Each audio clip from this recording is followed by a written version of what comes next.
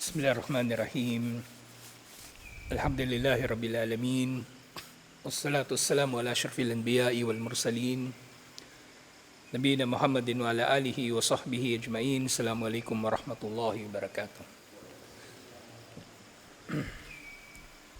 So inshallah, adabul muta'allimin. Tiyatalakay pa rin natin yung kainaman ng kaalaman.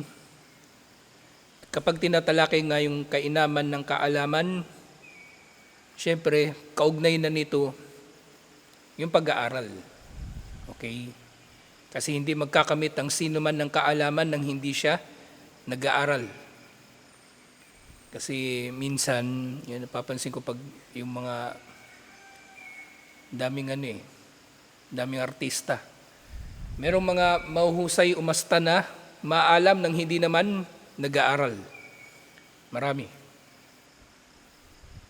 Gumaastang maalam na hindi naman nag-aaral. So hindi ito yung tinutukoy kapag tinukoy ang kainaman ng kaalaman. Tinutukoy sa kainaman ng kaalaman, yung kaalaman mismo na dapat nating makuha sa tamang paraan. Hindi yung kaalaman na inaangkin lang. Yung kaalaman katulad ng iman, pananampalataya, ito ay nakakamit. Hindi ka pinanganak na meron ka nito, kumbaga na meron ka ng antas nito o meron kang kaalaman dito. So ito ay nakakamit, inshallah. Ito ay nadaragdagan, nababawasan, nakakalimutan, ganun ang kaalaman. Sinasabuhay, ganun ang kaalaman. Ang ugat nito ay nasa puso na bukas, kumbaga tumatanggap ng gabay. At syempre, kailangan ding makikita ito sa ikinikilos ng tao, inshallah. Yung huling hadith na natalakay natin, idha matab na Adam in kata'a amaluhu illa min thalathin.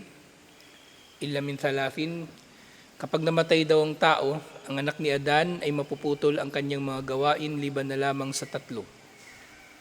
Sadaqatin jariyah o ilmin yuntafa'u bihi o waladin salihin yadu'u lahu. Sadaqat jariyah, sadaka na patuloy na pinakikinabangan, kaalaman na patuloy na pinakikinabangan, at mabuting anak na nananalangin para sa kanya. Sa sumunod na hadith, iniulat ito ni Ibn Majah mula kay Abu Hurairah, qala Rasulullah sallallahu alaihi wasallam, inna mimma yulhikul mu'minu min amalihi wa hasanatihi ba'da mautihi. Tunay na kabilang sa mga makakamit ng mananampalataya na kabilang sa kanyang mga gawain at magagantimpalaan siya rito kahit patay na siya, eto, yung mga bagay na ito.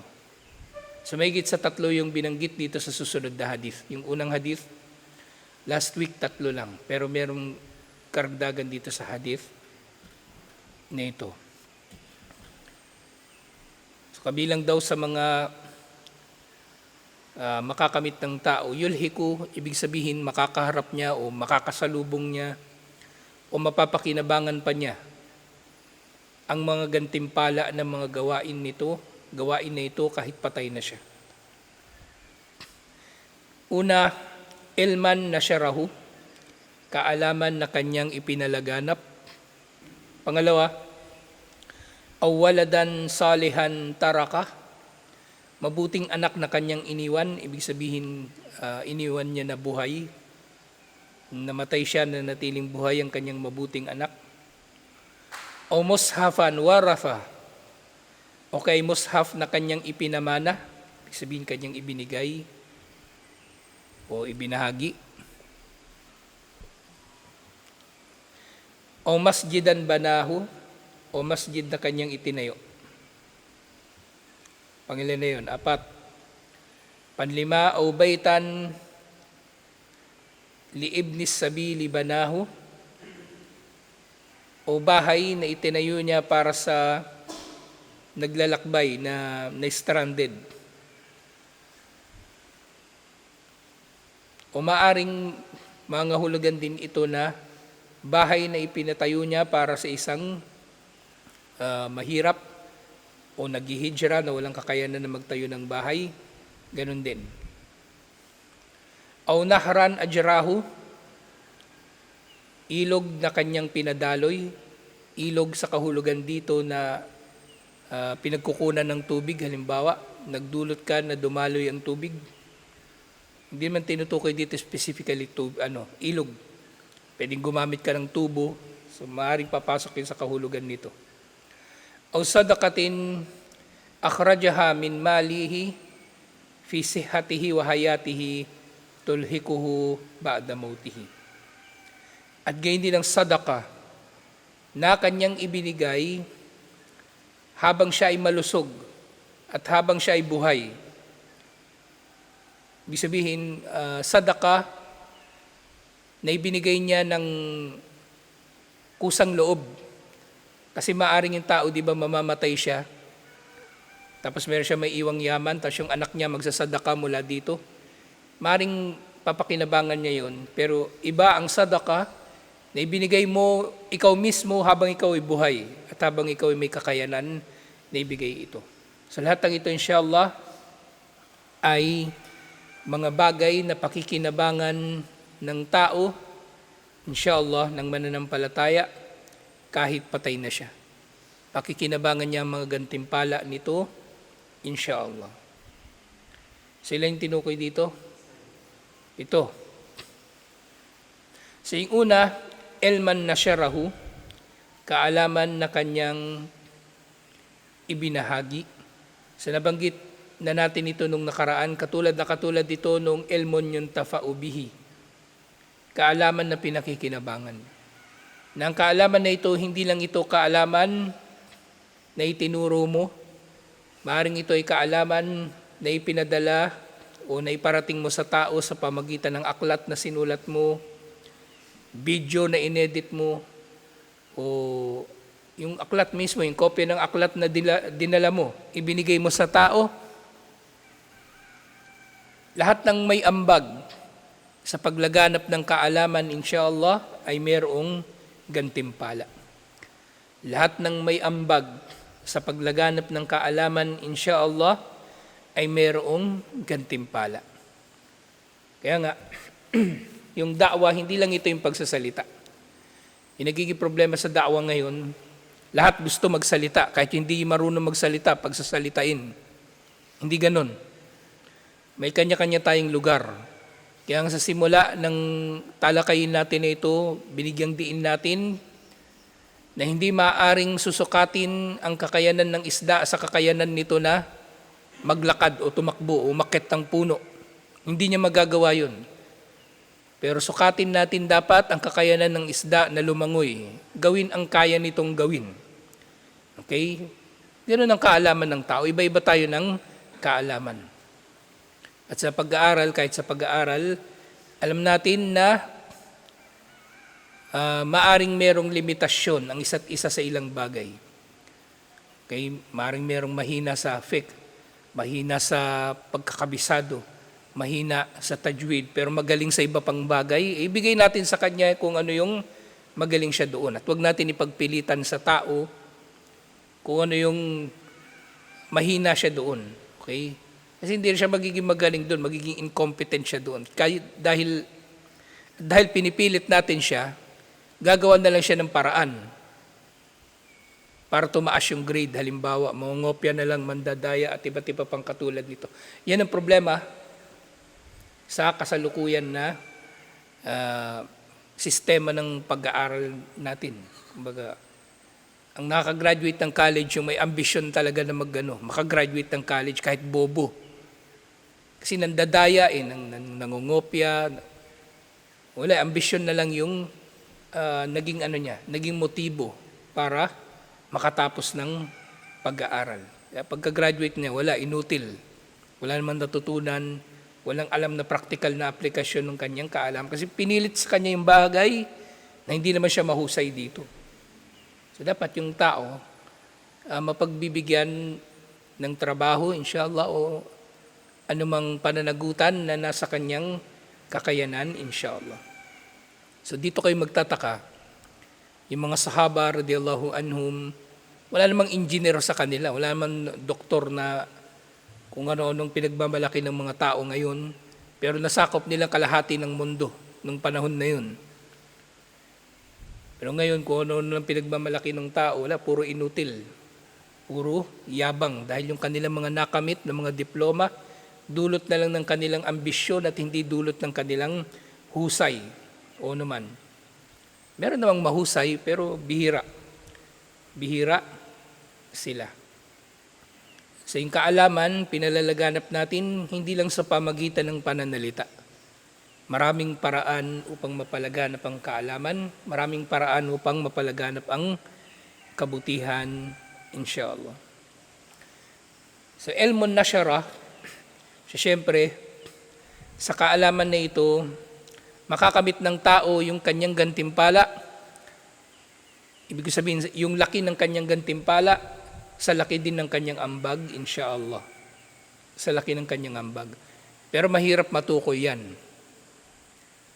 Hindi yan matutukoy ng tao. Kaya gawin na lang ng tao kung ano yung kaya niyang gawin. Halimbawa sa pamamahagi, halimbawa yung libro, dadalhin sa isang lugar. So isipin mo, maliit lang yung ambag mo. Pero actually, maaaring malaki pa nga yung ambag nun eh. Maaaring malaki pa yung ambag nun. Baka nga mas malaki pa yung ambag ng tao na yun na nagdala lang ng libro kaysa doon sa author mismo. Kasi yung author, nung nagsulat ng libro, ang hangad niya, magpakitang tao. Pero yung nagdala ng libro, ang hangad niya ay para sa kaluguran ni Allah. Di mas malaking reward niya. So, walang anumang mabuting gawain ang dapat na maliitin ng tao. La tahkiranna minal ma'rufi shay'a.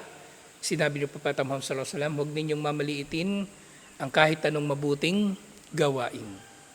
Okay? Kaya nga yung sa sadaka, di ba? Fattakun nara walau bisyakki tamara. Katakutan ninyong apoy, ibig sabihin iligtas ninyo ang inyong mga sarili mula sa apoy kahit sa pamagitan ng kalahating dates na sadaka. Kahit sa maliit na kabutihan. Okay, so sa pagpapalaganap ng kaalaman, maaring malaki rin ang gantimpala nung nagpapalaganap, inshallah. Halimbawa sa Facebook, may share ka na na post, pareho lang. Pareho lang, merong gantimpala, inshallah. Pero, may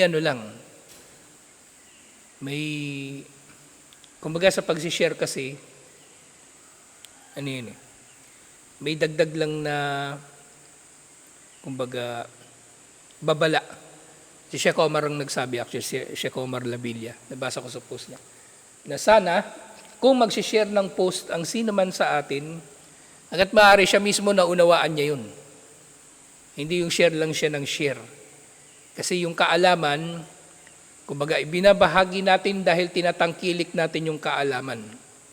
Kung share ka lang ng share, ikaw mismo hindi mo binasa yung shinare mo.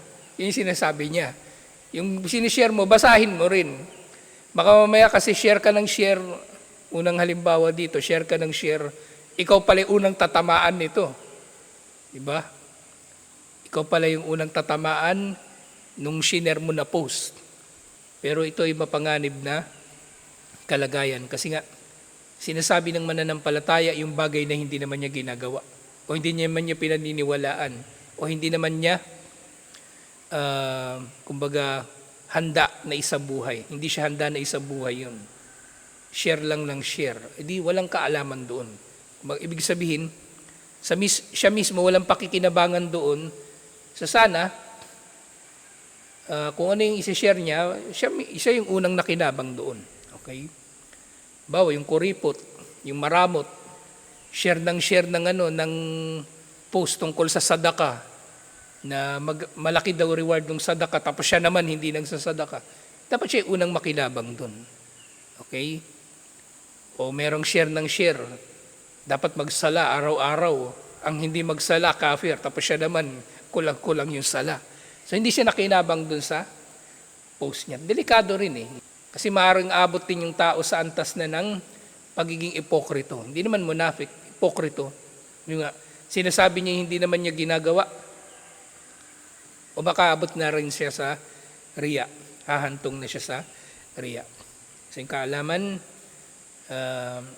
ang anumang pagbabahagi nito, ang anumang abag mo rito ay may reward inshallah. Kahit mamatay ka na. Yun nga, kahit mamatay na yung tao, bahoy libro na nanatili, yung post mo sa Facebook na nanatili, so may reward yun inshallah. Pangalawang tinukoy, waladun salihan taraka, mabuting anak na kanyang iniwan. So dito sa hadith na ito, ang tinukoy na lang mabuting anak. Hindi na specifically tinukoy yung pagdudua ng anak na ito. Kasi yung mabuting anak na iiwan mo, gagawa rin naman niya ng mabuti. Hindi lang dua. So yung bawat bagay na mabuti na gagawin niya inshallah, magsala, magsadaka, magda'wa, magjihad, na natutunan niya sa'yo, yun ay papakinabangan mo inshallah. Meron kang reward na makukuha sa anumang gagawin niyang kabutihan. Ngayon kung gago yung anak mo, ayaw magsala, o wala ka namang pananagutan doon. Kung naituro mo na sa kanya yung dapat gawin, pero ayaw niyang gawin, wala ka namang parusa inshallah. Kasi hindi mo naman tinuro sa kanya yun eh.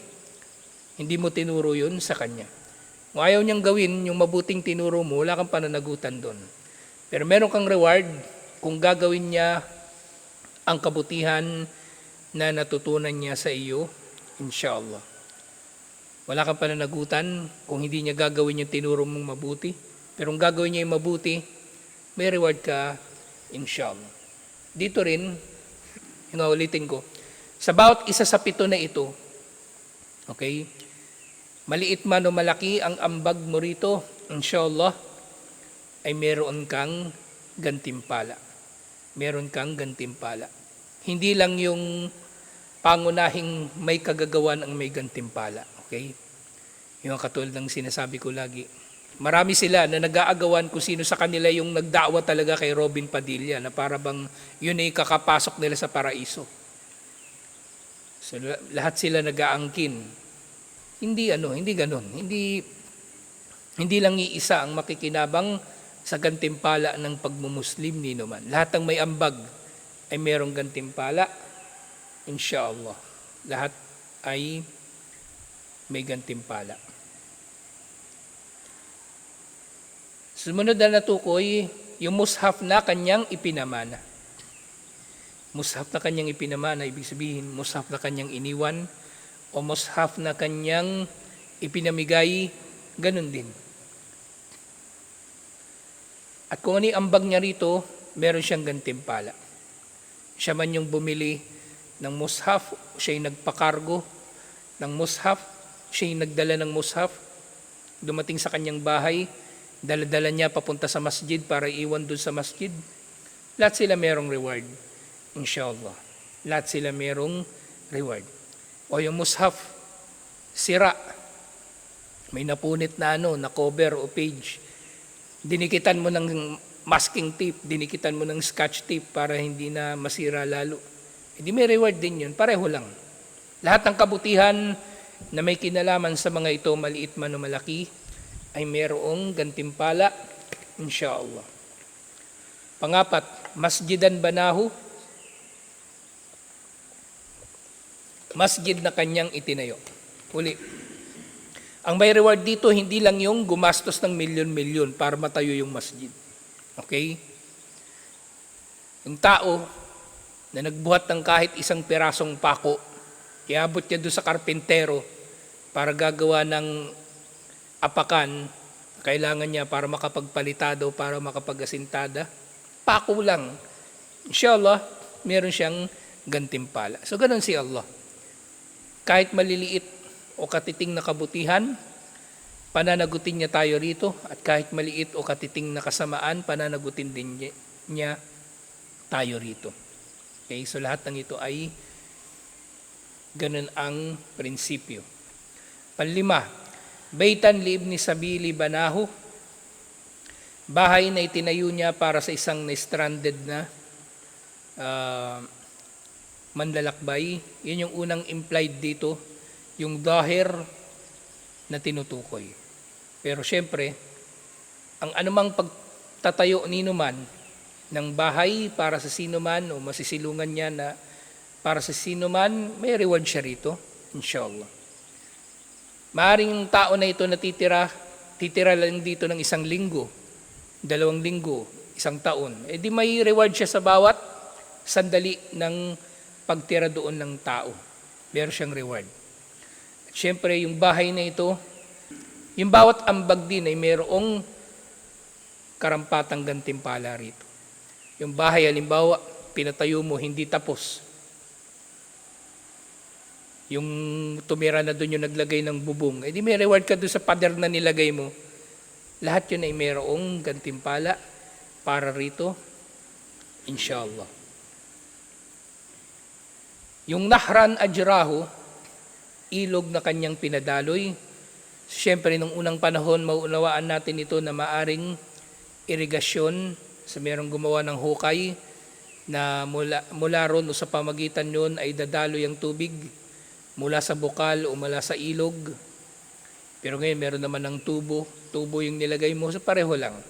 Meron kang reward, inshallah.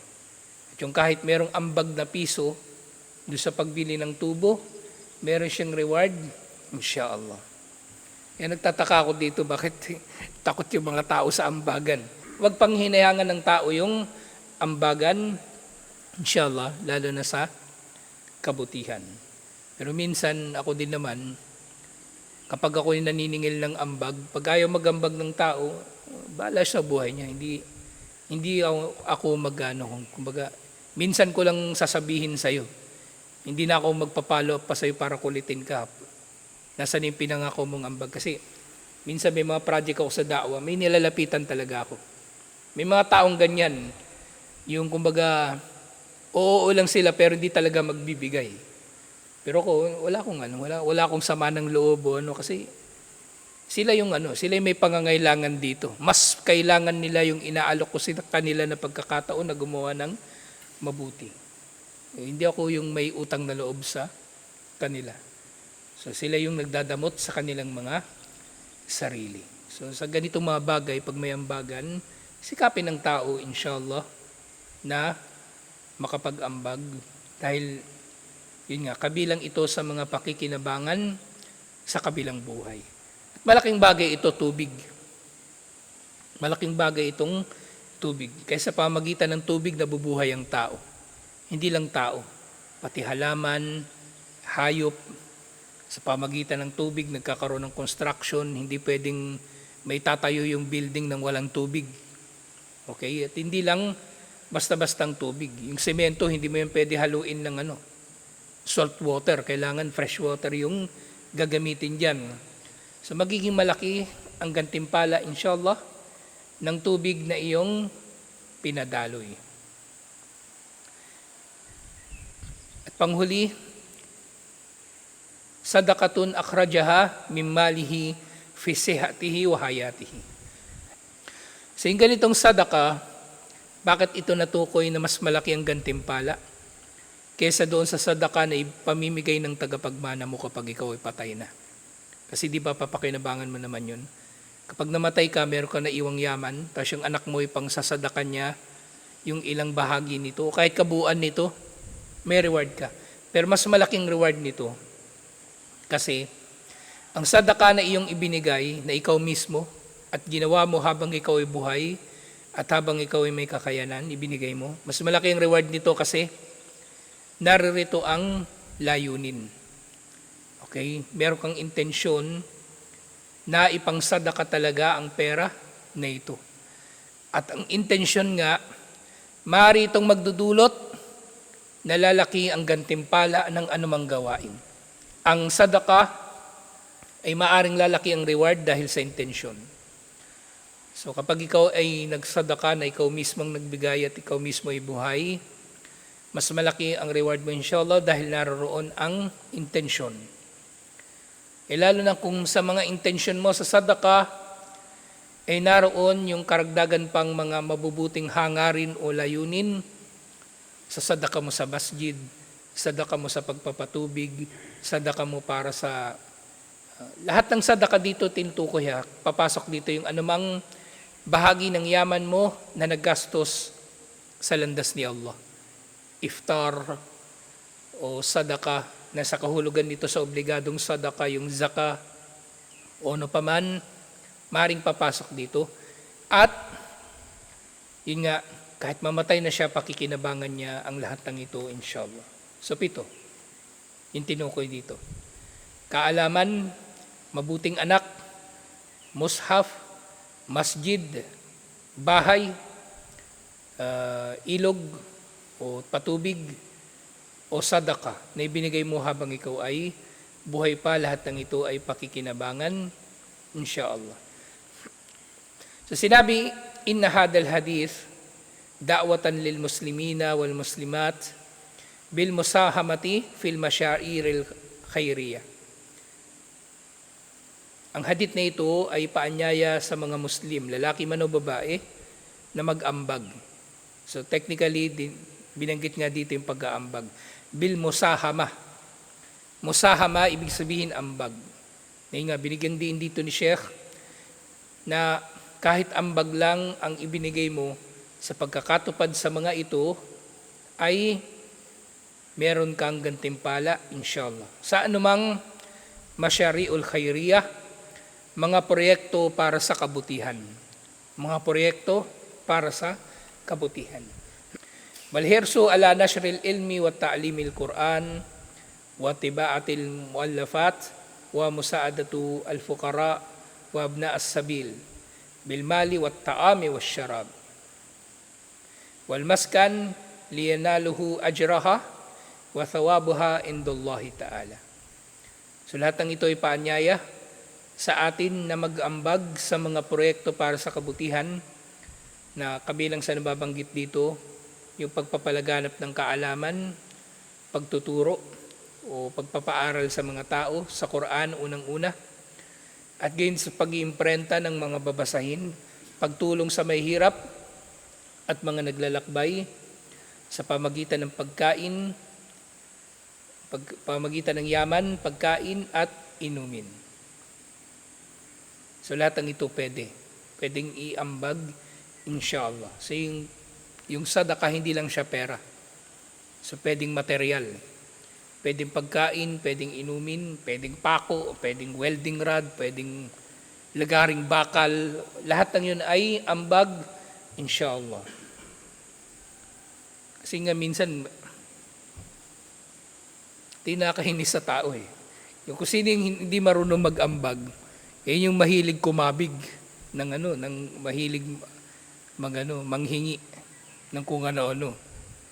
Ayaw magambag pero ang lakas mang-arbor ng bakal, mang-arbor ng kung ano-ano. Yung mga bagay na yun, kumbaga, naalala ko lang kasi pinag-uusapan natin material na sadaka o material na ambag. So yung mga bagay na yun, so gaano man yun kaliit, lahat ng yun ay mayroong gantimpala, inshallah. So yung karugtong pa pala dito ay maskan. So sadaka na may tuturing yung yaman, pera, pagkain, inumin, at maskan, yung pabahay, inshallah. So kung ikaw ay magpapatuloy ng sino man, actually dun nga sa saan ba yan? Baitan li ibni sabili banahu. Hindi ibig sabihin nito na yung may reward lang yung bahay na pinatayo mo specifically para sa naglalakbay.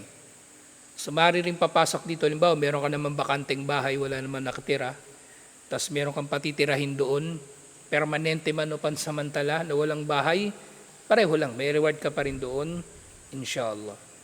May reward ka pa rin doon, inshallah.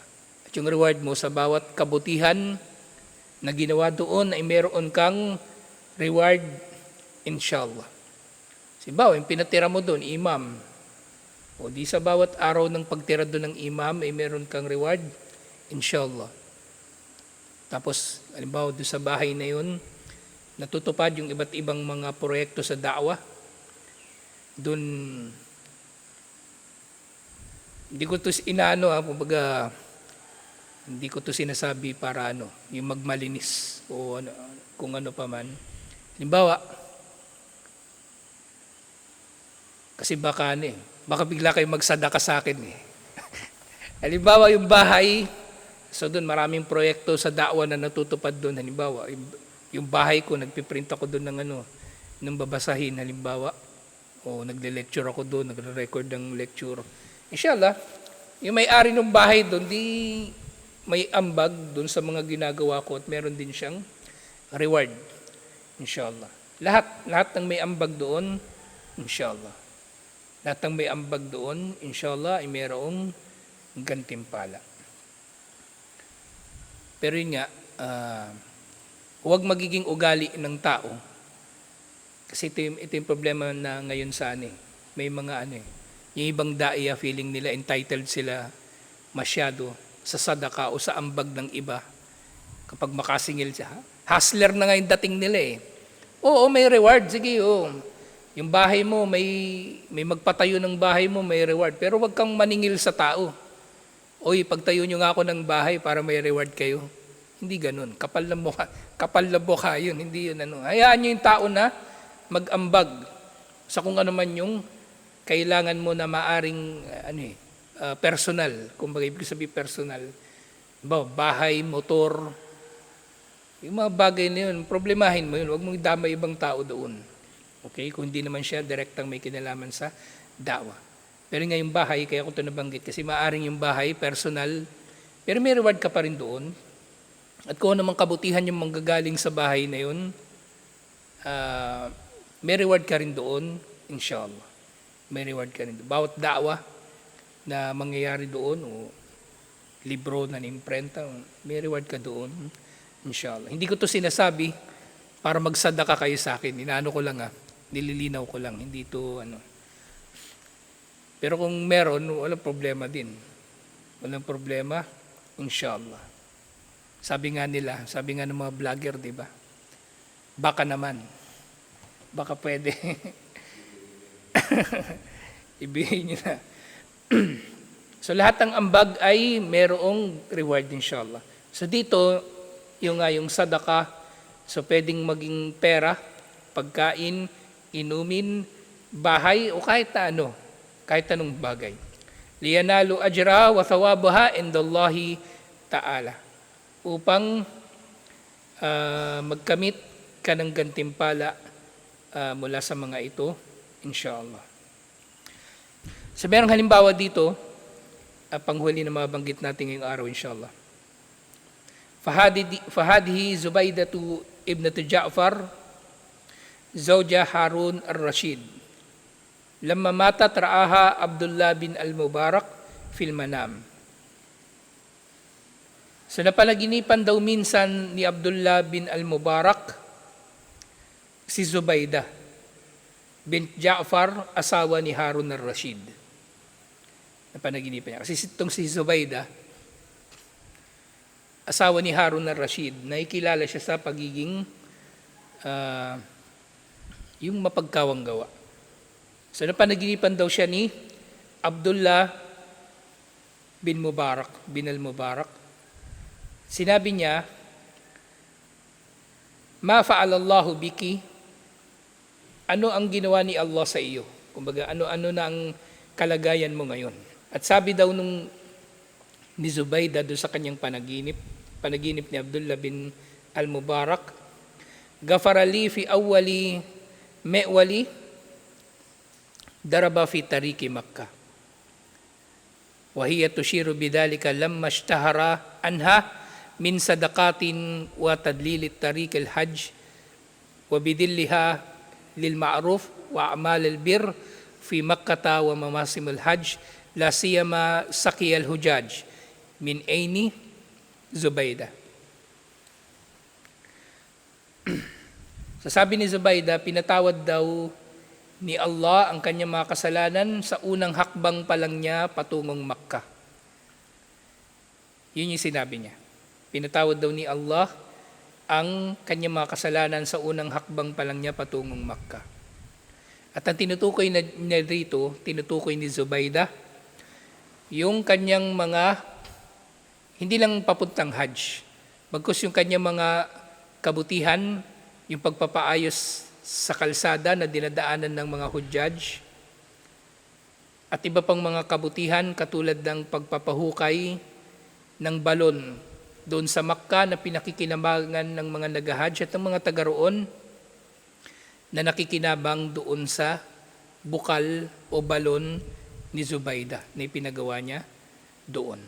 Okay, so ito yung kanyang ginawa at napakalaki na ng kanyang gantimpala. Pinatawad siya ni Allah subhanahu wa ta'ala sa kanyang mga kasalanan.